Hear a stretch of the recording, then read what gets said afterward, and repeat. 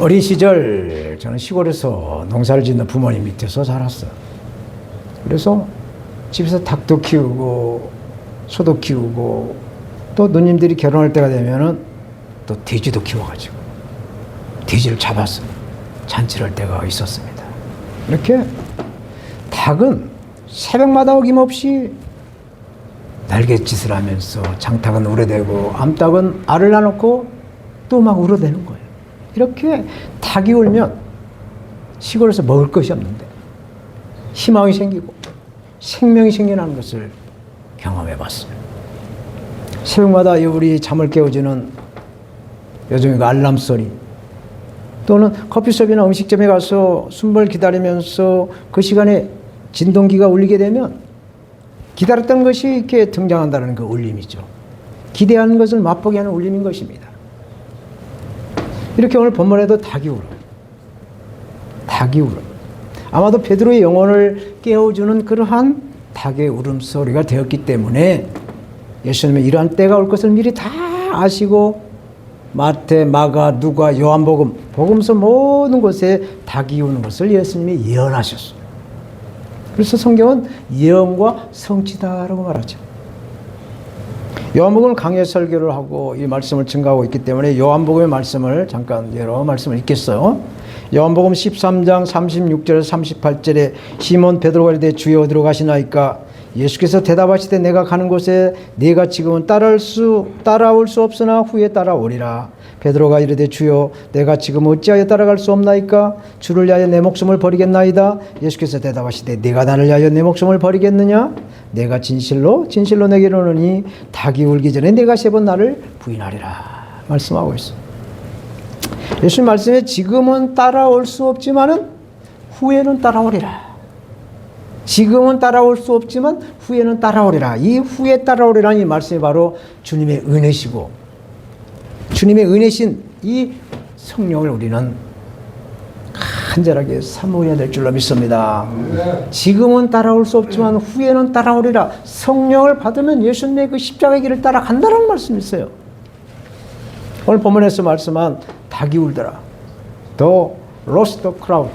닭이 울더라라는 제목으로 예수 그리스도의 은혜를 증거하겠어요. 저처럼 예수를 붙잡혀서 이제 포승줄로 결박이 돼서 끌려가신다라고 말씀하지요. 오늘 본문 12절 13절 이에 군대와 천부장과 유대인의 아랫사람들이 예수를 잡아 결박하여 먼저 안나스에게 끌고 가니 안나스는 그의 대제사장인 가야바의 장인이라 말씀하고 있습니다.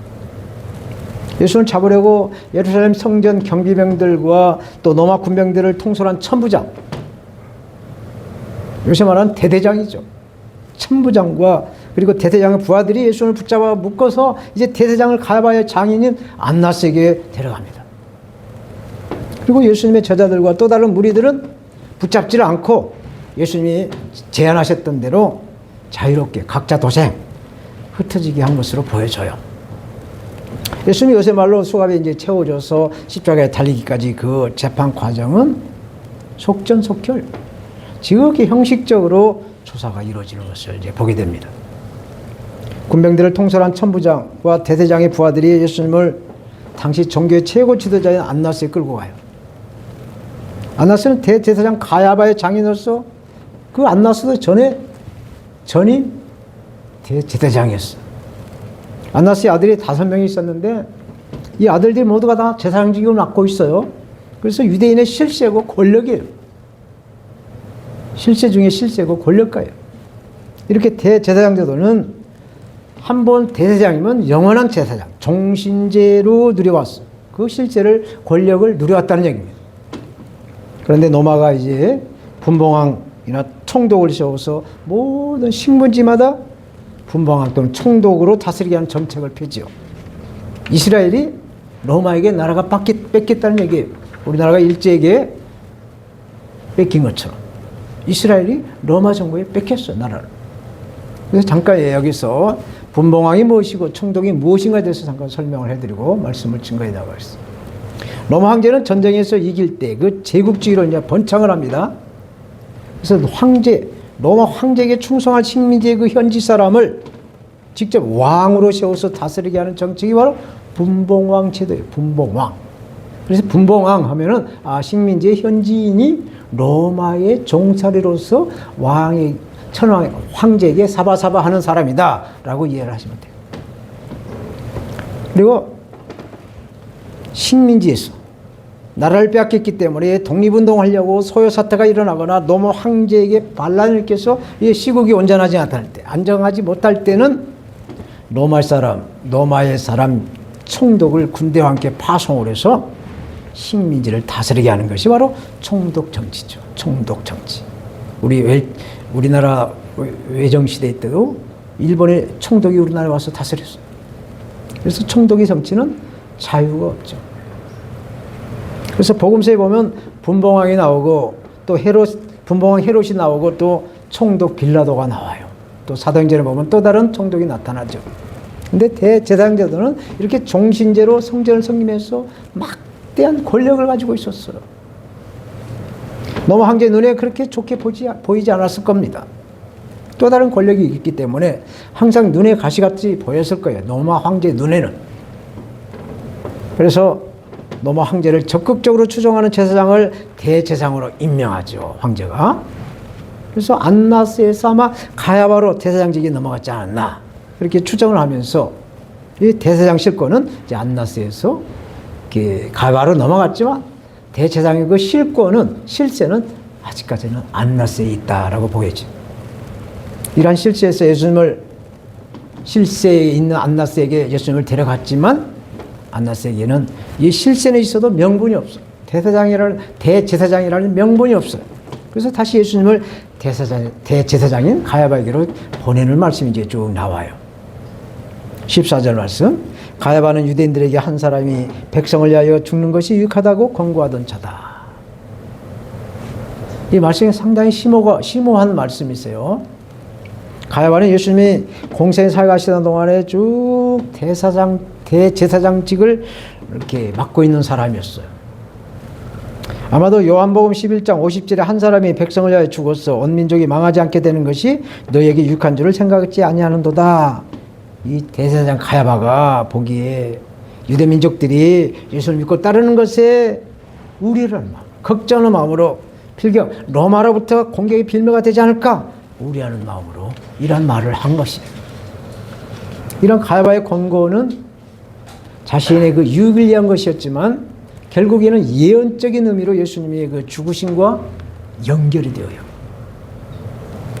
요한복음 11장 51절 52절 이 말은 스스로 함이 아니요 가야바가 스스로 한 말이 아니요 그의 대제사장이므로 예수께서 그 민족을 위하시고 또 그 민족을 위할 뿐만 아니라 흩어진 하나님의 자녀들을 모아서 유대인들을 모아서 하나가 되게 하게 하여 죽으실 것을 미리 말함이라고 말하고 있어요.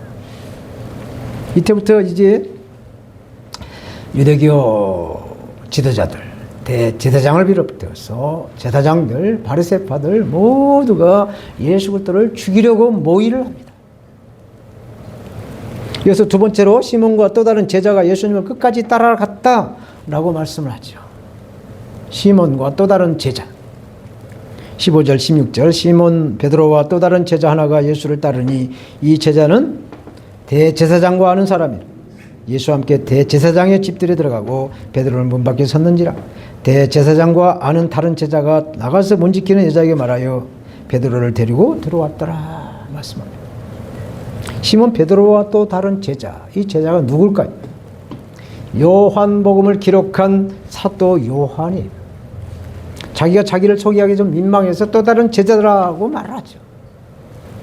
아무튼 사도 요한은 예수님 당시에 명문 가정에서 자랐어요. 아버지 세베대는 갈릴리 바다에서 품꾼을 거느릴 정도로 수산업을 크게 하는 사업가였고 어머니 살로메는 예수님의 어머니 마리아의 동생입니다. 마리아의 동생 살로메. 사도 요한의 친형은 야고보로서 예수님의 12제자 가운데 야고보가 2명이었는데 대야고보로 통했어요. 또 다른 야고보는 예수님의 동생 야고보인데 믿음과 행함을 강조하는 신약성경 야고보서를 기록한 기록자가 바로 야고보죠. 예수님의 동생입니다. 이러한 가문에서 태어난 사도 요한은 당시 대제사장들과 이렇게 친분이 두터워서 그 대제사장 집들을 그냥 내 집 들어놨듯 이렇게 자유롭게 출입을 했다는 것입니다. 사도 요한은 예수님의 사랑을 또 깊이 체험한 사랑의 제자로서 요한복음, 요한서신이라고 하죠. 요한서신, 요한일서, 요한이서, 요한삼서를 기록하고 다른 제자들은 거의 다 순교를 당했지만 이 사도 요한은 순교를 당하지 않고 반모섬에 유배로에 들어가서 반모섬에서 하나님을 만났어요. 예수님을 만났어요. 천국에 가서 하나님 우편에 앉아 계신 예수님을 만났어요. 그래서 그 만난 기록이 성경 맨 마지막에 있는 요한복음이에요. 요한복음. 요한계시록. 요한계시록. 이제부터 제가 좋아하는 사도 베드로에 대해서 말씀을 드리겠습니다. 사도 요한이 베드로가 문 밖에 있는 것을 보고 집 안으로 데려온 것을 본 문지기를 맡은 여종이 한마디를 하죠. 17절 문지기는 여종이 베드로에게 말하되 너도 이 사람의 제자 중 하나가 아니냐 하고 하니 그가 말하되 나는 아니라 나는 아니야 라고 부인을 하죠. 여기서 베드로는 예수님이 예언하신 첫 번째 부인을 합니다. 먼저 베드로의 행색이 어떠했는가 우리가 상상을 해볼 필요가 있죠. 갈릴리 출신으로 평생 베드로는 고기를 잡았던 어부. 예수님과 함께 3년을 넘게 보냈어도 그 베드로 그 갈릴리 그 토색 언어가 그 억양이 변하지 않았을 거예요. 그래서 이 우리가 쓰고 있는 말투 억양은 어렸을 때 그 배웠던 그 말투가 평생 가는 거죠. 죽을 때까지 그 말투에 그 억양을 쓰게 되는 것이죠. 그래서 전라도 사투리 쓴 사람은 죽을 때까지 전라도 사투리, 경상도 사투리 쓴 사람은 죽을 때까지 경상도 말을 쓰고 충청도 말은 또 충청도 말을 쓰는 거예요. 그래서 들어보면 어디 출신인가 알 수가 있는 것이죠. 이렇게 여종의 촉이 갈릴리에서 이렇게 올라온 이 촌사람이라는 거, 예수님과 함께 다녔던 그 행적을 그 대제사장의 그 여종의 촉으로 그 눈치로 알아챘다는 얘기예요. 근데 베드로는 무심결에 한 말이 딱 걸려버렸어. 나는 아니야. 나는 그 사람하고 몰라. 라는 거짓, 그 부인을 하는 것에 딱 걸렸어요. 예수님이 예언하신 말씀이 적중한 것이죠. 새벽닭이 울기 전에 네가 나를 3번 부인하리라. 이 말에 딱 걸려버렸어요. 이것을 섭리라고 말하죠. 섭리. 속칭 섭리를 시도둑이라고도 말합니다. 시도둑. 아들은 아버지를 닮는 씨. 그래서 시도둑은 하지 못한다 말하죠. 유전자를 토양하지 못한다는 것이. 다시 말해서 예수님의 그 예언에서 벗어나지 못한다는 말씀. 아버지 하나님의 그 섭리 안에 벗어날 수가 없는 것이죠.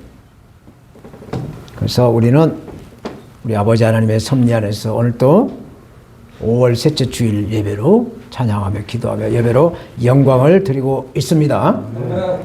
18절 말씀. 그때가 추운 거로 종과 하속들이 숯불을 피우고 섰었제니 베드로도 함께 섰었제더라 말씀합니다. 이게 사막의 기후의 그 특징이에요. 이스라엘은 낮에는 거의 40, 50도 되고 밤에는 0도까지 떨어져요. 그래서 밤에는 춥고 낮에는 덥고. 그래서 출애굽할 때 그 광야의 하나님은 그 하나님 백성들이 죽을까 봐 밤에는 불기둥으로 온기를 도와주고 낮에는 뜨거워서 타 죽을까 봐 성령 구름기둥으로 이렇게 싹 그늘 만들어서 인도하는 모습을 말씀하고 있죠. 그래서 이 사막의 기온을 설명하면서 어정쩡한 상태의 그 베드로를 보여주고 있어요. 베드로 하면은 또 한가락 하는 사람인데 대제사장 집안에 들어왔지만 누구와 대화할 상대가 없어요. 집안에서 심각한 재판이 열리고 있어도 이제 베드로는 더 이상 어떤 곳에서 설 자리가 없어졌어요.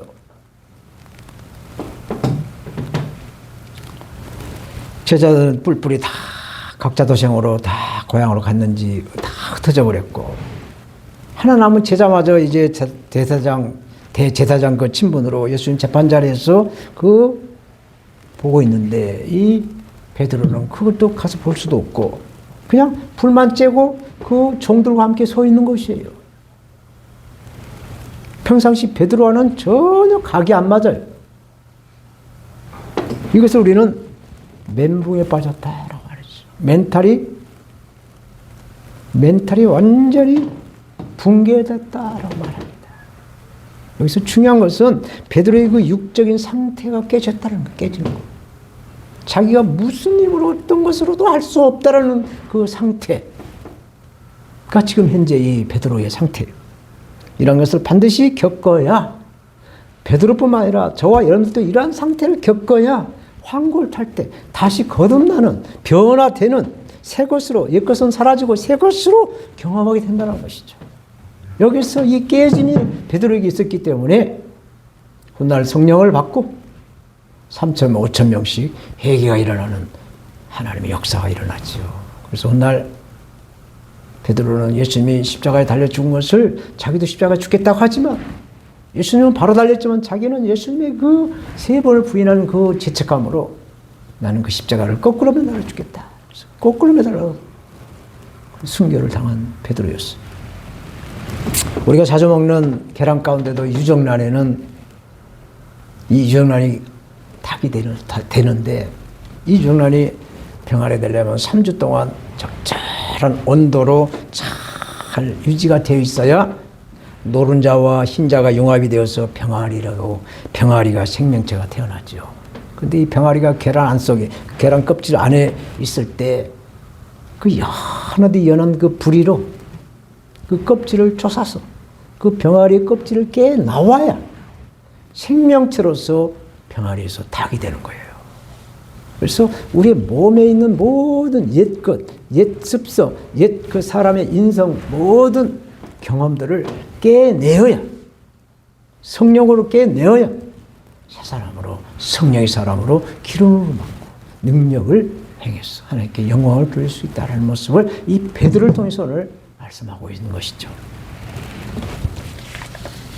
서목서목 할 때 자기 자신의 그 오픈하려면 그 생각에, 자기 나름대로 판단의 기준이 있어요. 그 생각의 편식을 과감하게 내려놓고 차가운 가슴을 여는 아이스 브레이킹을 해서 이심전심 서로 마음을 통하게 소통을 해야 되죠. 서로 소통이 돼야 친구도 될 수 있고 동업자도 될 수 있고 동반자로 하나가 되어서 동역을 통해서 합력하여 선을 이룰 수 있는, 그래서 아버지 하나님께 영광을 돌릴 수가 있는 것이죠. 사랑하는 여러분, 예수님은 대제사장 집안에서 이제 신문 재판을 받아요. 예수님 체포당하신 해의 대제사장은 가야바였지만 예수님은 안나스에게 신문을 받는데, 오늘 본문 19절에서 21절 말씀 봅니다. 대제사장이 예수님에게 그의 제자들이 그의 교훈에 대하여 물으니 예수께서 대답하시되 내가 드러내놓고 세상에 말하였노라. 모든 유대인들이 모이는 회당과 성전에서 항상 가르쳤고 은밀하게는 아무것도 말하지 아니했거늘 어찌하여 내게 묻느냐. 내가 무슨 말을 하였는지 들은 자들에게 물어봐라. 그들이 내가 하던 말을 안다 말씀합니다. 안나스가 예수님께 신문한 내용은 두 가지였어요. 제자들이 관한 것, 예수님의 그 교훈에 대한 것에 두 가지를 물었어요. 예를 들어서 제자들이 그 숫자가 몇 명인가? 그 제자들의 성향이 뭔가? 좌파인가 우파인가? 제자들이 택한 이유가 무엇인가? 아마 이런 것을 묻지 않았을까 생각이 들어요. 그리고 예수님의 그 가르침을 통해서 어떤 것을 기대하였는가? 혹시 제자들을 모아놓고 무력혁명을 일으켜서 독립운동하지 않았는가? 의심하는 질문도 할 수 있었을 것입니다. 또 하나는 예수님의 가르침에서 구약 성경에 반하는 이교적인 사상을 찾아내고자 한 것도 그 질문 속에는 들어있을 것입니다. 그러나 안나스가 어떠한 의도로 질문할 것을 아신 예수님은 지금까지 모든 가르침은 회당이나 성전에서 공개적으로 했다. 밤에 아무도 모르게 소근소근 은밀하게 한 일이 하나도 없다. 신문한 자의 그 의도를 한마디로 눌러버리죠. 다 공개적으로 해서 거기서 들은 사람들이 물어봐라. 다 안다. 이 신문을 해봐야 얻을 것이 없다라는 것을 안나스는 깨닫고 가야바 제사장에게 예수님을 돌려보냈다 말씀하죠. 세 번째로 베드로가 이제 또 예수님을 두 번째, 세 번째 부인하니 닭이 운다 말씀합니다. 닭이 운다. 25절 시몬 베드로가 서서 불재더니 사람들이 묻되 너도 그 제자 중에 하나가 아니냐? 베드로가 부인하여 이르되 나는 아니니라. 나는 아니라는 것입니다. 사도 요한은 지금 예수님이 체포된 상황을 중계방송을 하듯이 짬짬이 베드로에 대한 소식을 전하고 있어요. 25절은 베드로가 두 번째 예수를 모른다고 부인하는 장면입니다. 흥미로운 것은 마태, 마가, 누가복음, 공간복음서에서는 첫 번째 질문자와 두 번째 질문자가 동일한 사람으로 보도를 하고 있지만 이 요한복음 기자는 첫 번째 질문자는 대제사장의 여종으로 두 번째 질문자는 사람들이 묻되 너도 그중 제자가 하나냐 사람들로 말하고 있고 세 번째 질문자는 대제사장의 종의 길을 베드로가 칼로 베어버린 자의 친척으로 보도를 하고 있어요. 그러니까 요한복음은 그 예수님에 대한 행적과 예수님에 대한 그 모든 사역을 좀 더 자세하게 디테일하게 기록을 해서 보도를 하고 있는 모습을 보게 되죠. 26절 27절 대제사장의 종 하나는 베드로에게 길을 잘린 사람의 친척이라 이르되 네가 그 사람과 함께 동산에 있는 것을 내가 보지 아니하였느냐. 이에 베드로가 또 부인하니 닭이 울더라. 세 번 부인하니 닭이 울더라 말씀하고 있어. 오늘 본문은 사도 베드로의 상태를 들여다보게 하고 있어. 영적인 상태, 육적인 상태를 우리가 짐작할 수 있게 되어 있어. 소용돌이치는 그 마음의 감정들을 읽게 해주고 있어. 우리가 죄를 짓게 되면 첫째로 밥맛이 없어요. 두 번째로 잠을 잘 못 잡니다. 그래서 항상 얼굴이 편하지가 않아요. 이 베드로의 그 모습이죠. 그 소용돌이치는 감정들을 우리가 볼 수가 있죠. 12명의 제자의 대표이서 혼자가 된 그 두려움으로 이제 나는 살아야 되겠다. 생존 본능의 이제 살아서 베드로의 마음을 장악하고 있죠. 나는 살아야 되겠다. 하여튼 어떻게 살아도 부인했어. 어떻게 살아도 살아내겠다라는 그런 나라를 거죠. 제가 평신도로 다녔던 교회 법무장관 출신 장로가 있었는데 그분이 간증을 하면서 들어본 얘기가 검사 출신 법무장관이었지만 검사로서 수사하는 과정에 사기를 온전히 오픈하고 시인한 사람은 한 명도 못 봤다는 얘기를 들었어요. 다 이 핑계, 다 저 핑계, 다 부인하는 수사를 해왔지 내가 납니다. 나를 잡아갔어요 하는 사람은 한 명도 없었다. 오직 예수 그리스도만 내가 그니다 라는 간증을 들었어요. 이렇게 몇 시간 전에 베드로는 예수님께 모두가 주님을 버릴지라도 나는 결코 그렇지 않겠다. 죽을지언정 주님을 부인하지 않을 것이다 라고 호언장담하였는데 그 말에 책임지지 못하는 그 죄책감, 그 비겁해진 자신의 베드로도 양심의 가책과 환멸을 느꼈을 겁니다. 예수님의 예언이 그 환멸에 적중하죠. 오늘 본문 27절 이에 베드로가 또 부인하니 곧 닭이 울더라. 닭이 울자 베드로는 비로소 예수님의 말씀이 생각이 납니다. 통곡을 하여 사나이 대장부죠. 갈릴리 대장부 뱃사람이에요. 베드로의 눈물이 과연 무엇을 뜻할까? 제가 이 설교를 준비하면서 생각을 해봤어요. 그 늑대도 좋고 그 배짱도 좋고 다혈질이니 베드로의 그 눈물이 사나이 중에 사나이 베드로가 흘리는 눈물에 관한 무엇을 뜻할까? 생각을 해봤어요. 베드로의 눈물은 베드로의 그 영적인 교만과 연약함을 처절하게 깨달은 그 순간에 나온 눈물이었다는 것을 제가 느꼈어요. 왜? 제가 요즘 아내를 잃은 지가 벌써 50일이 지나갔는데 그 아내의 그 빈자리 그 공허함이 아내에게 그 온전하게 이렇게 사랑해주지 못한 그런 것들에 막 쓰나미처럼 내 마음에 이렇게 막 눌려오는 것이었어. 후회의 눈물, 연민의 눈물, 참 안타까움의 눈물, 이런 눈물을 흘려보니까 이 베드로의 눈물을 조금은 이해를 하게 되었어. 누가복음 22장 61절은 베드로가 세 번째 예수님을 부인한 직후에 예수님께서 돌이켜 베드로를 보셨다라고 말씀합니다.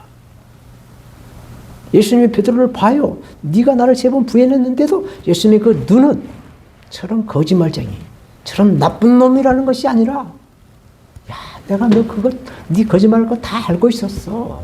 그게 너 한계야. 그런 애정과 사랑과 그 연민의 그 가득한 눈빛을 본 베드로는 거기서 꼼짝없이 깨지고 자기 의와 자기의 그 모든 아집이 싹 볶는 녹듯이 녹아지는 그 순간이 바로 예수님이 그 눈빛을 보고 나온 눈물이었다는 것이죠. 그래서 이 베드로의 눈물은 진솔한 거짓이 없는 가식이 없는 눈물이에요. 그래서 사람은 아픈 만큼 성숙해지는 거죠. 고난을 겪어본 사람은 고난의 의미를 알게 돼요. 얼마 남지 않은 우리 인생도 이렇게 베드로처럼 아픈 만큼 성숙해지는 아버지 하나님의 사람, 예수 그리스도의 사람, 성령의 사람들이 되어야 될 줄로 믿습니다. 새벽에 닭이 울어야 날이 밝아오는 것처럼 우리 인생에서 닭울음 소리가 우리 자신을 변화시키는 트랜스포메이션하는 이러한 기폭제가 되어야 될 줄로 믿습니다. 말씀을 맺겠어요. 하나님은 때를 따라서 만물을 아름답게 창조하셨어요. 이거 보세요. 스승의 날이라고 우리 97세 최은희 권사님이 이 화분을 저기까지 3개를 그 먼 노원에서 1시간 반을 왕복 3시간을 걸쳐서 이걸 갖다 놓고 가셨어요. 이렇게 아름답게 천지 만물을 창조하셨어요. 그래서 사람도 나이에 걸맞는 매력이 있다는 거예요. 어린이는 순수해서 해맑고 또 청년은 활력이 넘쳐서 열정이 많고 중장년에게는 관록의 아름다움이 있다는 것이죠. 또 저와 여러분들 노년에도 쭈글쭈글이가 아니라 노년만이 가지고 있는 아름다움이 있는 것이에요. 노년의 아름다움이 무엇일까요? 제가 참 노년이 됐다는 것 자체도 참 좀 인정하기가 좀 거시기한데 제가 벌써 노년이 되어 이제 70이 다 돼서 이제 완전히 이제 할배죠.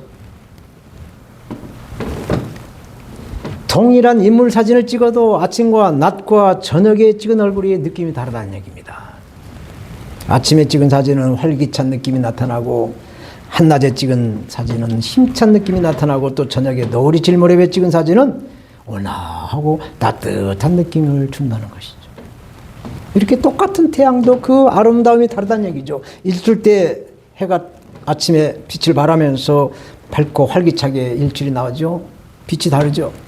또 일몰, 선셋이라고 하죠. 해가 질 때는 그 붉고 따뜻함이 있죠. 요즘 때일은 이 더위로 삼복더위는 저리 가라 할 정도로 이렇게 뜨거운 그 장렬하는 태양열을 빛을 발하고 있지만 이렇게 변화무쌍한 세계에서 우리는 살아가고 있어요. 사랑하는 여러분, 저도 이렇게 노년층에 속해 있고 여러분들도 노년기를 보내고 계세요. 노년의 아름다움이 무엇일까?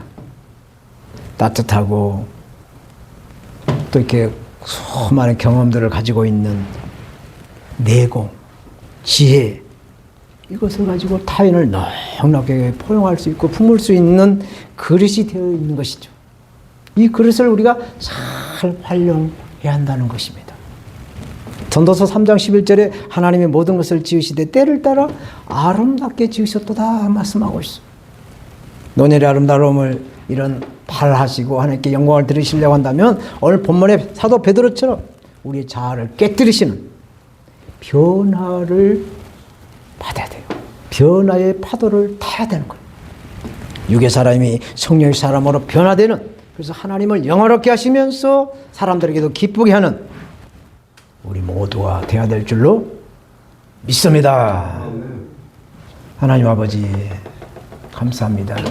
오늘 부족한 여기 닭이 울더라, 닭이 울다더라 라는 제목으로 말씀을 대언했습니다. 사람의 소리는 십자가에 못 박고 하나님의 말씀이 성령, 십자가 구원의 은혜 우리 심령에 잘 심어줘서 다시 오셔 예수 그리스도를 맞이하는 거룩한 신부가 될 수 있도록 성령 하나님 우리 영혼을 만지시고 지켜주시고 영광과 도와 주시옵소서. 예수님의 이름으로 기도드립니다. 아멘.